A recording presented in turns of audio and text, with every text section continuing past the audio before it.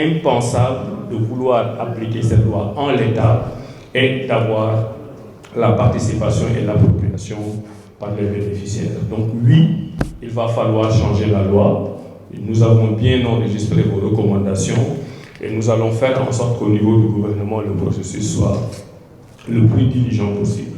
Naturellement, on va attendre la consolidation des recommandations que vous avez faites pour savoir exactement où est-ce qu'on pourra agir. J'ai noté aussi un certain nombre de défis. Donc le premier défi qui est lié à la conclusion que nous avons tirée tout à l'heure est un défi logistique. Les gens l'oublient.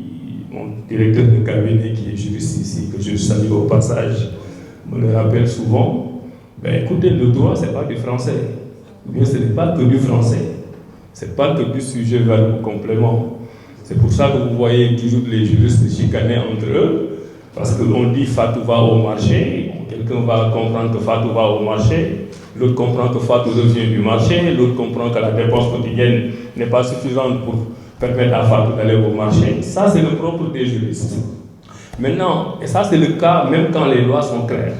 Maintenant, quand la loi n'est pas claire, ça devient un autre problème. Parce que la légistique, c'est une science aussi, c'est l'art d'écrire des lois. On ne reproche rien à ceux qui ont écrit la loi, je ne les connais pas. Mais je pars du principe que les bénéficiaires ont considéré qu'il y avait un problème de compréhension et d'interprétation avant même que cette loi puisse être appliquée. Donc, on a voulu régler le péril plastique, on est tombé sur un péril légistique qui nous amène à devoir revoir la loi pour ne pas avoir des problèmes de mise en œuvre.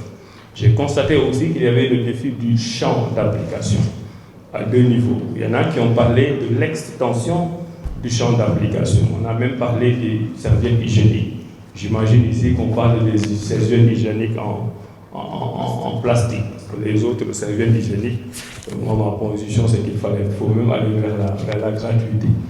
Mais bon, mais ici, il y a le problème du champ d'application tel que ceux qui doivent appliquer la loi l'ont compris. Et j'ai bien aimé l'intervention, je n'ai pas retenu votre nom, mais du commissaire aux enquêtes économiques, donc du ministère du Commerce, qui était sur le terrain pour appliquer et qui avait le problème simple de savoir ce que c'est que le sachet plastique, si j'ai bien compris.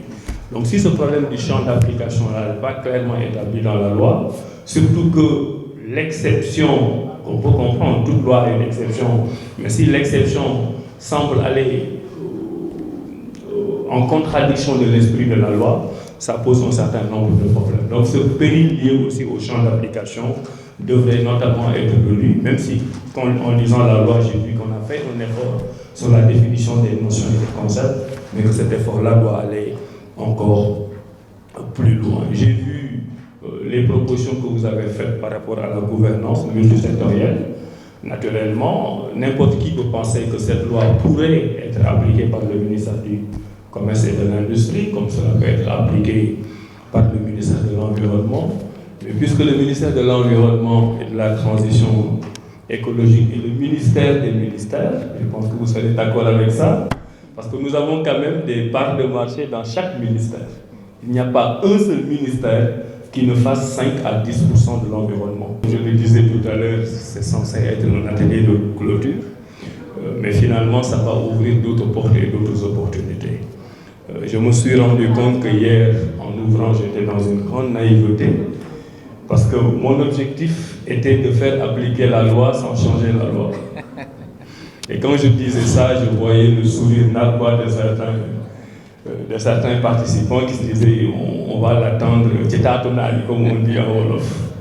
Bon, finalement, c'est le premier constat qu'on fait, qu'on va devoir faire.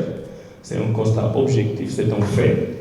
Et comme on dit, les faits n'ont pas besoin d'approbation.